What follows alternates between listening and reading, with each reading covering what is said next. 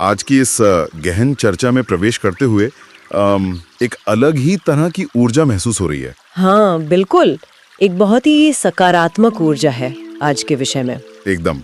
हम सभी मतलब हमारे जो श्रोता हैं वो भी प्रभात संगीत की उस असीम गहराई और उसकी आध्यात्मिक गूंज से वाकिफ ही हैं। सही बात है। लेकिन आज हम जिस चीज पर सबसे ज्यादा फोकस करने वाले हैं ना, वो कोई सामान्य विषय नहीं है। बिल्कुल नहीं। आज का हमारा ये डीप डाइव उस विशेष कालखंड, उस अविश्वसनीय रचनात्मक खिड़की को खंगालने वाला है जिसने 20वीं सदी के महान दार्शनिक, दृष्टा और आध्यात्मिक गुरु प्रभात रंजन सरकार के माध्यम से दुनिया को एक ऐसा खजाना दिया जिसकी कल्पना करना भी शायद जिसकी कल्पना करना आम इंसान के लिए बहुत मुश्किल है। हाँ। आज हम आध्यात्मिकता, नवीनता और उस रचनात्मक ऊर्जा की बात करेंगे जो जीवन के प्रति हमारे नजरिए को पूरी तरह से एक सकारात्मक दिशा दे सकती है, एक बहुत ही प्रगतिशील दिशा दे सकती है। जी, आज हम उस 1982 से 1990 के बीच रचे गए 5018 गीतों के महासागर में से एक विशेष रचना पर बात करेंगे। गीत संख्या 3110। बिल्कुल, गीत संख्या 3110, जिसके माध्यम से हम आध्यात्मिक नवीनीकरण के शाश्वत खिलने को समझने की कोशिश करेंगे। इस चर्चा का विषय ही मतलब अगर हम देखें तो अपने आप में एक नवीन स्पंदन पैदा करता है। हाँ, एक नई वाइब्रेशन। बिल्कुल। और अगर हम उस महासागर की बात करें जिसका अभी जिक्र हुआ, तो 5018 गीतों का ये जो आंकड़ा है, ये सिर्फ एक गणित का नंबर नहीं है। तो फिर ये क्या है? ये मानवीय चेतना और आध्यात्मिक ऊर्जा का एक ऐसा विस्फोट है जिसे समझना श्रोताओं के लिए बहुत जरूरी है। 1982 से 1990 यानी केवल 8 साल का समय। सिर्फ 8 साल? हाँ, इन 8 सालों में 5018 आध्यात्मिक रूप से प्रेरित गीतों की रचना हुई। अगर हम इसे मनोवैज्ञानिक या ऐतिहासिक दृष्टिकोण से देखें तो ये किसी भी रचनाकार के लिए एक असंभव सी बात लगती है। एकदम असंभव। इन गीतों में भावनाओं की जो विविधता है, जो अलग-अलग मूड्स हैं, राग हैं, वे सीधे मानवीय चेतना की गहराइयों को छूते हैं। ये कोई ऐसी प्रक्रिया नहीं लगती जिसे सिर्फ सोच विचार कर या कोई योजना बनाकर किया गया हो। गणित के नजरिए से देखें ना तो ये बात और भी हैरान करने वाली हो जाती है।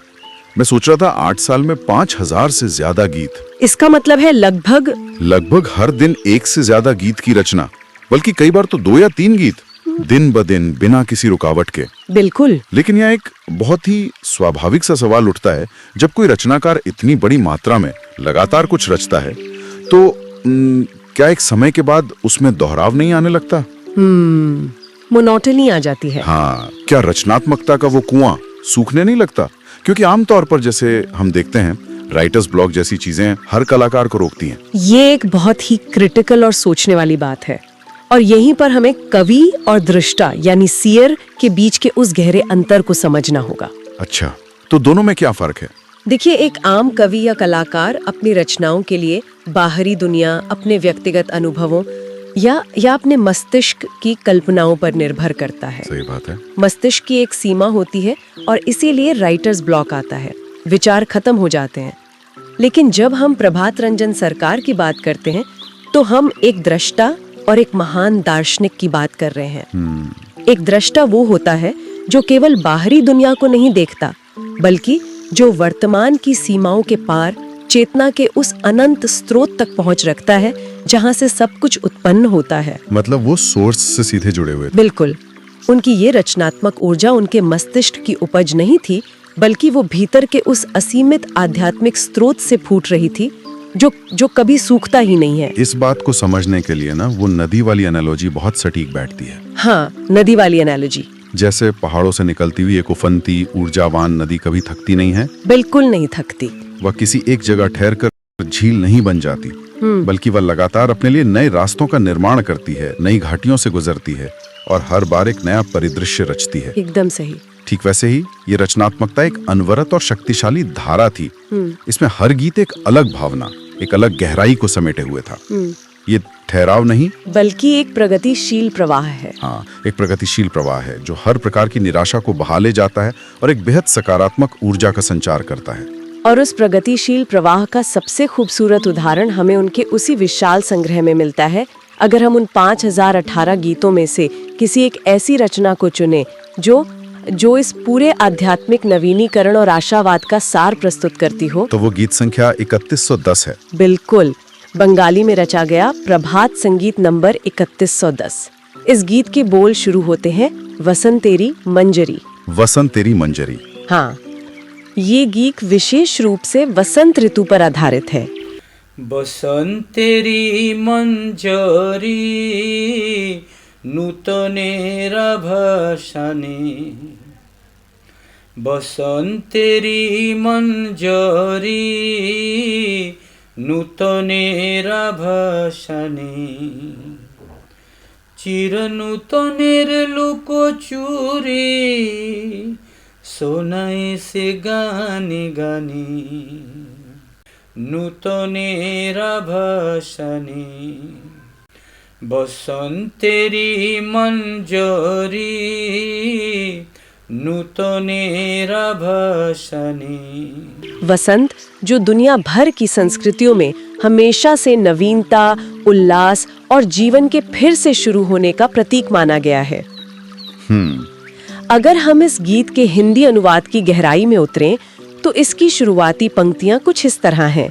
वसंत की मंजरी नवीनता का आभास लाती है। वसंत की मंजरी यानी पेड़ पौधों पर आने वाली वे नई कौंपलें, वे छोटी छोटी कलियां जो पतझड़ के बाद फूटती हैं। जी, सतही तौर पर देखा जाए तो यह सिर्फ मौसम के बदलने का एक सुंदर वर्णन लगता है, लेकिन चूंकि ये एक आध्यात्मिक गीत है तो जाहिर है कि नवीनता का आभास केवल नई पत्तियों के आने तक सीमित नहीं है। बिल्कुल नहीं। यहाँ सोचने वाली बात यह है कि ये जो आभास है ये हमारे भीतर की दुनिया से कैसे जुड़ता है। यहीं पर इस दर्शन की असली गहराई सामने आती है। जब यहाँ नवीनता की बात हो रही है तो वो केवल भौतिक प्रकृति तक सीमित नहीं है। यहाँ एक बहुत ही महत्वपूर्ण अवधारणा है, नवीन स्पंदन। नवीन स्पंदन यानी एक नया वाइब्रेशन। एकदम सही, एक नया वाइब्रेशन। ब्रह्मांड में हर चीज स्पंदन है, ऊर्जा है। प्रकृति का ये नियम है कि जब वसंत आता है तो वो पतझड़ की पुरानी, सूखी और मृत चीजों को बिना किसी शोक के पीछे छोड़ देता है। हाँ, पेड़ अपने पुराने पत्तों के लिए रोते नहीं हैं। बिल्कुल, वे एक नए जीवन को जन्म देते हैं। ये प्रकृति का तरीका है ये बताने का कि मानव मन को भी आध्यात्मिक नवीनीकरण की जरूरत होती है। बहुत खूब। हमारे जीवन में, हमारे विचारों में भी एक पतझड़ आता है जहाँ हमारी सोच संकीर्ण हो जाती है, पुरानी आदतें और रूढ़ियां हमें जकड़ लेती हैं। ये गीत सिखाता है कि उन मृत विचारों को गिरा देना चाहिए ताकि प्रगतिशील विचारों की जगह बन सके। हाँ, ताकि प्रगतिशील सकारात्मक विचारों की नई मंजरी या कौंपलें जन्म ले सकें। ये नवीन स्पंदन ही जीवन को आगे बढ़ाने वाली असली शक्ति है। ये एक बेहद ही शक्तिशाली विचार है कि हम अपने मानसिक और वैचारिक पतझड़ को स्वीकार करें ताकि एक नया आध्यात्मिक वसंत आ सके। अनुवाद में आगे जो दृश्य प्रस्तुत किया गया ना, वो इस विचार को और भी जीवंत कर देता है। जी, आगे की पंक्तियां हैं। कानन कुसुमे हेसे चाय, বাতাসে সুরভি ভেসে যায়, আকাশে পপিয়া গান গায়, আকাশে পপিয়া গান গায়, নূতনের স্পন্দনে, নূতনের স্পন্দনে, নূতনের আভাসানে, বসন্তেরি মঞ্জরি নূতনের আভাসানে। वन वन के फूल मुस्काकर निहारते, हवा में सुगंध बहती है और आकाश में पपीहा गीत गाता है। अगर हम इन प्रतीकों को डिकोड करें तो ये सिर्फ एक जंगल का दृश्य नहीं है। बिल्कुल नहीं। फूल का मुस्काना जैसे इस पूरे ब्रह्मांड का हमारे प्रति एक सकारात्मक और स्वागत भरा रवैया है। और वो जो हवा में बहती सुगंध है, सुगंध की खासियत ये है कि वो दिखाई नहीं देती, लेकिन उसकी उपस्थिति हर कोई महसूस कर सकता है। ये हवा में बहती सुगंध वाली बात बहुत ही प्रासंगिक है। इसे हम समाज में फैलने वाले सकारात्मक और प्रगतिशील विचारों की तरह देख सकते हैं। कैसे? जब एक व्यक्ति के भीतर आध्यात्मिक नवीनीकरण होता है, जब उसकी सोच सकारात्मक और रचनात्मक होती है, तो उसका प्रभाव उस व्यक्ति तक सीमित नहीं रहता। वो फैलने लगता है। हाँ, वह एक अदृश्य सुगंध की तरह उसके आसपास के लोगों, उसके समाज और अंततः पूरी मानवता को प्रभावित करता है। और फिर आकाश में पपीहे के गीत का जो जिक्र है, हाँ, पपीहे का गीत, वो उस अनंत ऊर्जा की पुकार है। वो हमें नीचे की संकीर्णताओं से उठकर ऊपर उस अनंत आकाश की ओर देखने के लिए प्रेरित कर रहा है।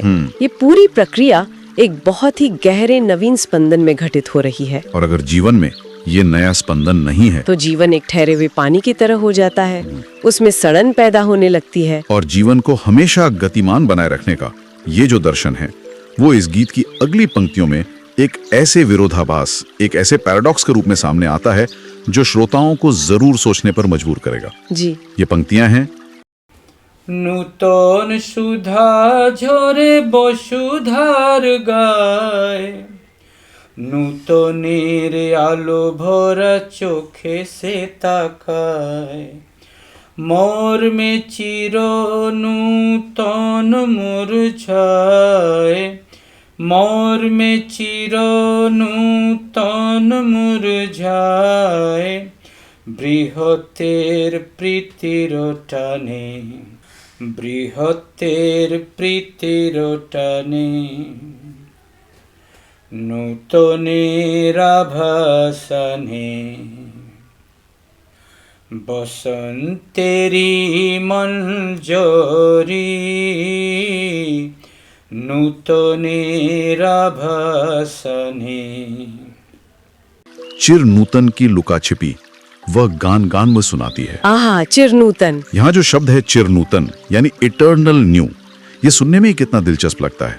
जो चिर है, जो हमेशा से है, जो शाश्वत है, वो नूतन यानी नया कैसे हो सकता है? यही तो रहस्य है। सामान्य दुनिया में तो जो चीज पुरानी होती है वो शाश्वत कहलाती है। और ये लुका छिपी का खेल क्या है? इस दर्शन का ये सबसे खूबसूरत और विचारोत्तेजक हिस्सा है। हम अक्सर ये मान लेते हैं कि जो चीजें सदियों पुरानी हैं, वे समय के साथ अपनी चमक खो देती हैं, पुरानी पड़ जाती हैं। जैसे पुरानी इमारतें या पुरानी किताबें। बिल्कुल, लेकिन सच्चाई ये है कि जो वास्तव में शाश्वत है, जैसे कि शुद्ध चेतना, आध्यात्मिक ऊर्जा, करुणा या सत्य, वो कभी पुराना नहीं पड़ता। वो हमेशा नया रहता है। हाँ, वो हमेशा एवर फ्रेश रहता है। आप सूरज को ही देख लीजिए। हाँ, सूरज। वो अरबों साल पुराना है, लेकिन हर सुबह की जो किरण होती है वो बिल्कुल नई होती है। क्या बात है। वो चिर भी है और नूतन भी। और रही बात लुका छिपी की, तो ये एक बहुत ही प्यारा रूपक है। ये लुका छिपी वाला रूपक मुझे उस बात की याद दिलाता है कि कैसे हम अक्सर खुशी और शांति को किसी बड़ी मंजिल या बहुत बड़ी उपलब्धि में तलाशते रहते हैं, जबकि वो हमारे आसपास ही होती है। हाँ, वो हमारे रोजमर्रा के छोटे छोटे साधारण पलों में छिपी होती है। ठीक ऐसा ही होता है। वो शाश्वत ऊर्जा, वो चिर नूतन ब्रह्मांड में हर जगह मौजूद है, लेकिन वो हमारे साथ लुका छिपी खेल रही है, छुप छुप कर देख रही है। बिल्कुल। कभी वो हमें किसी निस्वार्थ कार्य में दिख जाती है, कभी एक घेरी शांति के पल में, तो कभी इसी वसंत की खिलती हुई कॉम्पलों में। वो हमारे आसपास ही है, बस हमें उस पर से पर्दा हटाना होता है। ये एक अत्यधिक आशावादी दृष्टिकोण है ना? यह हमें विश्वास दिलाता है कि जीवन कभी भी नीरस या उबाऊ नहीं हो सकता, क्योंकि हर नए पल में, हर एक नई सुबह में उस चिर नूतन को खोजने की संभावना छिपी होती है। ये नजरिया सच में जीवन के प्रति एक बहुत ही उत्साहपूर्ण दृष्टिकोण देता है। हम जीवन को एक संघर्ष की तरह नहीं, बल्कि उस छिपे हुए चिर नूतन को खोजने के एक रोमांचक खेल की तरह देख सकते हैं। एक बहुत ही सकारात्मक खेल। इसी आशावाद को गीत की अगली पंक्तियां एक बिल्कुल नए स्तर पर ले जाती हैं। अनुवाद कहता है, नई सुधा झरती धरती के अंग पर, नवीन प्रकाश भरी आंखों से वो देखती। ऐसा महसूस होता है जैसे पूरी धरती को, पूरी मानवता को एक नई दृष्टि, एक नया नजरिया मिल गया हो। इन पंक्तियों में जो विजुअलाइजेशन है वो बहुत ही भव्य है। नई सुधा यानी नया अमृत। जब आध्यात्मिकता का ये नया स्पंदन आता है, तो वो जैसे धरती पर एक अमृत की बारिश करता है, जो पुरानी चीजों को धो देता है। हाँ, जो पुरानी निराशाओं, दुखों और अज्ञानता की धूल को धो देता है, और फिर धरती नवीन प्रकाश भरी आंखों से देखती है। ये बहुत महत्वपूर्ण है, नवीन प्रकाश भरी आंखें। जी, दुनिया वही है, ब्रह्मांड वही है, लेकिन जब हमारे भीतर का वो आध्यात्मिक नवीनीकरण होता है, तो हमारी आंखें नवीन प्रकाश से भर जाती है। हम उसी पुरानी दुनिया को एक नई उम्मीद, एक नए और प्रगतिशील दृष्टिकोण के साथ देखने लगते हैं अतीत के सारे अंधकार छिंट जाते हैं। और भविष्य एकदम स्पष्ट और सकारात्मक नजर आता है। ये एक ऐसे समाज की कल्पना है जो अपनी पुरानी रूढ़ियों से आजाद होकर एक नई चेतना के साथ आगे बढ़ रहा है। और ये चेतना सिर्फ व्यक्ति तक सीमित नहीं रहती, जो कि इस गीत के सबसे महत्वपूर्ण संदेश यानी इसके भावनात्मक और दार्शनिक चरमोत्कर्ष में सामने आता है। अंतिम पंक्तियां। गीत के अंत में जो पंक्तियां आती हैं वे पूरी चर्चा को एक सूत्र में पिरो देती हैं। मर्म में चिर नूतन गुंजित होता वृहत्तर प्रेम के तान में। यहाँ वृहत्तर प्रेम यानी ग्रेटर लव की जो बात की गई है वो बहुत गहरे मायने रखती है। ये अंतिम पंक्ति इस पूरे आध्यात्मिक दर्शन का निचोड़ है। बिल्कुल। अक्सर लोग सोचते हैं कि आध्यात्मिकता का मतलब अपनी आंखें बंद करके दुनिया से कटकर केवल अपनी शांति खोजना है, पहाड़ों पर चले जाना, हाँ, पलायन कर जाना। लेकिन यहाँ स्पष्ट किया गया है कि सच्चा आध्यात्मिक नवीनीकरण कभी भी इंसान को आत्म केंद्रित या स्वार्थी नहीं बनाता। ये एक बहुत बड़ा पॉइंट है। जब आपके मर्म में, आपके अस्तित्व के सबसे भीतरी हिस्से में वो चिर नूतन गूंजने लगता है, तो आपकी चेतना का इतना विस्तार हो जाता है कि आपकी छोटी संकीर्ण दुनिया टूट जाती है। आप एक बृहत्तर प्रेम की ओर बढ़ते हैं। और ये बृहत्तर प्रेम किसी एक परिवार, एक समाज या एक राष्ट्र की सीमाओं में नहीं बंधा होता। बिल्कुल नहीं। बृहत्तर प्रेम का मतलब है एक ऐसा सार्वभौमिक प्रेम, यूनिवर्सल लव, जो इंसान, जीव जंतु, पेड़ पौधे और इस पूरे ब्रह्मांड को अपना परिवार मानता है। यही सबसे प्रगतिशील विचार हैं जो प्रभात संगीत के मूल में है। एकदम सही। जब हम उस नवीन स्पंदन को महसूस करते हैं तो हमारे भीतर से नफरत, भेदभाव और अलगाव की भावनाएं उसी तरह झड़ जाती हैं जैसे पतझड़ में सूखे पत्ते। क्या बात है, बहुत ही सुंदर एनालॉजी है ये। और उनकी जगह जो नई मंजरी खिलती है वो सर्व समावेशी प्रेम की होती है।